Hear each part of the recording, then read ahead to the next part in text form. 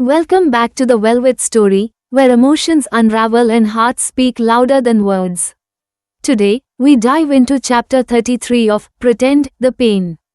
A moment where love begins to bloom, even as reality threatens to shatter it. Will Geet's silent battles ever find a voice? Will Man's love be enough to heal the wounds they both carry?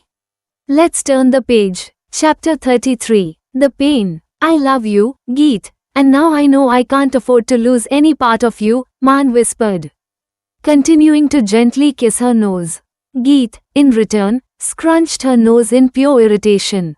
I love to irritate you more, Geet, Man added lovingly, a teasing smile dancing on his lips. Next day, they all reached home, and everyone warmly welcomed them. How are you, Geet? I am good, Dadi Ma. Thank you, Geet replied politely, though her heart knew the deeper truths. She remembered overhearing Man and his father's conversation. And after the Abhi case, Meera had told her about Dadi Ma's conversation too. She smiled faintly. We are family, Geet, Dadi Ma said with a gentle voice. But Geet's heart sank at her words.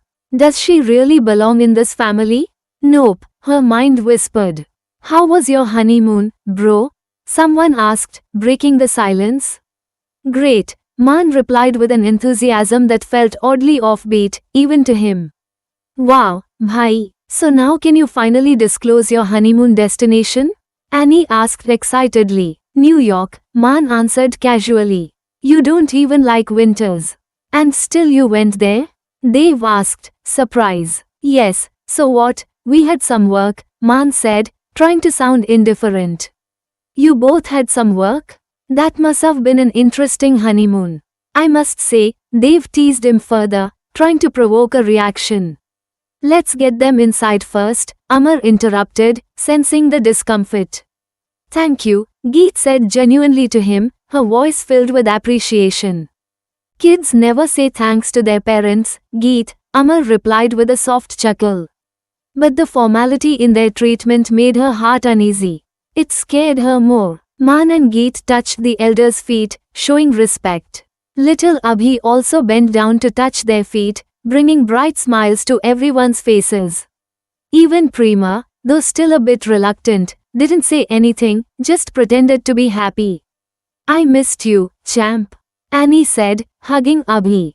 Abhi miss you too, he replied sweetly. Liar, that's why you didn't bring something for us? Annie teased. I bring chocolate for you, he said, stretching his tiny arms wide to show just how much he brought for them.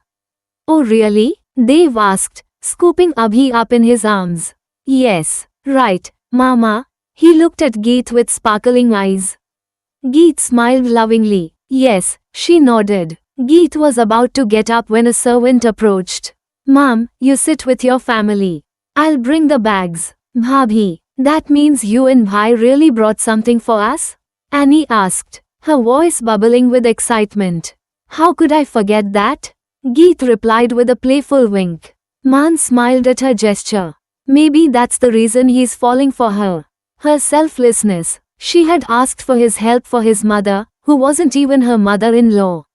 Then she took care of Abhi, even though he wasn't her own son.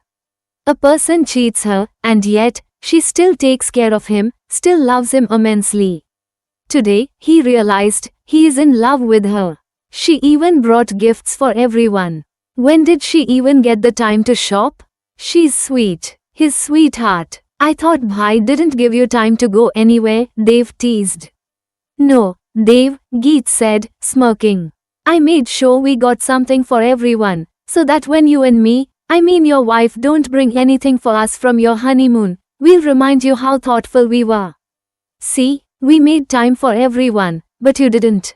Man teased back. Look Babaji, how smart he is. Geet complained adorably to the skies. He took my credit. He didn't even remember to bring something for everyone.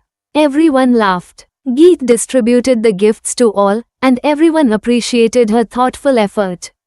Geet bete, sorry for the changes, Amar said, a little hesitant. Please, mister, I mean Papa, elders look good giving blessings, not asking forgiveness from their children, Geet replied softly. Dadi Ma and Amar exchanged a knowing glance. They understood everything. Her words warmed their hearts. Dadi Ma, can I go meet Meera? You don't need permission, Geet. But wait, what did you bring for her? Dadi asked purposefully. She likes trench coats, Geet answered innocently. So I bought a trench coat for her. Dadi narrowed her eyes playfully. And what's the use of a trench coat in Mumbai?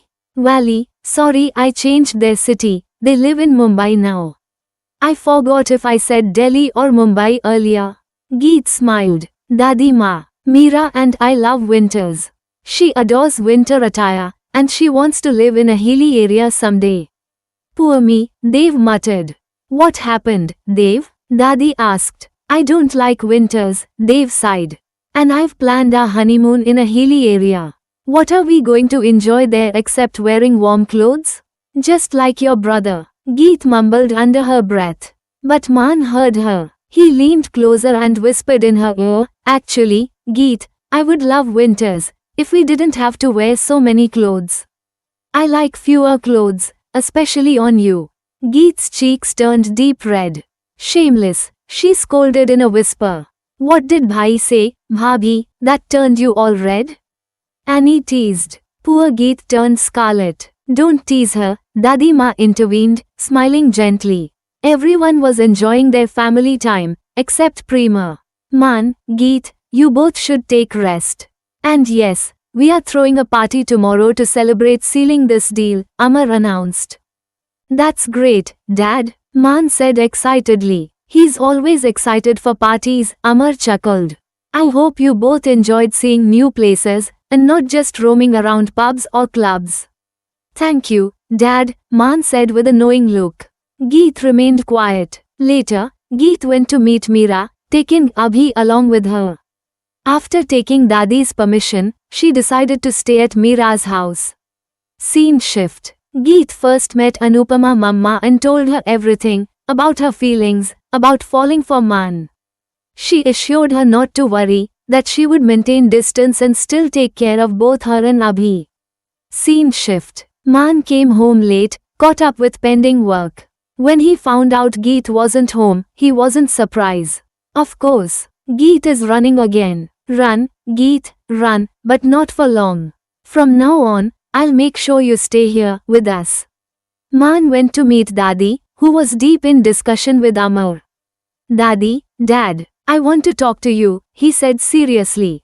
We were waiting for this. Maan, Dadi replied calmly. Maan told them everything. He confessed how he almost blackmailed Geet into marrying him. Amar was furious, but Dadi, she was thoroughly enjoying this. Then came the moment. He finally confessed, he loves her. And Abhi. And he wants them in his life, forever. We are with you, Maan, Amar said, pride softening his stern face. Next day at the party, the entire venue was buzzing. Businessmen, politicians, celebrities, the room was overflowing with high society. Geet had invited Meera too, so she wouldn't get bored in such an elite gathering. Meera came with Abhi after finishing work at the office. Geet stood beside Dadi Ma, who was chatting with some clients' wives. Geet wore a light copper-colored Georgette-cut work sari with a deep-cut blouse that perfectly matched her glowing complexion. Her hair was styled, half cascading down her back, half resting over one shoulder.